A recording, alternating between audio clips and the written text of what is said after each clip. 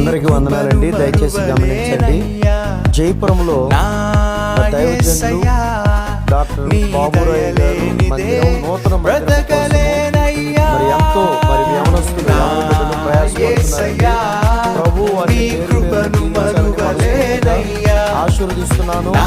అంత మాత్రమే కాదు, రాత్రులు కూడా ఎంతో ప్రయాసపడుతున్నారు బిడ్డలు. కాబట్టి వారందరినీ కూడా వారి కుటుంబాలను దీవించాలని మనస్ఫూర్తిగా కోరుకుంటూ ఒక అద్భుతమైనటువంటి నూతన మందిరాన్ని, అందమైన శుభ్రమైన మందిరాన్ని పొందుకోవాలని ప్రార్థించండి.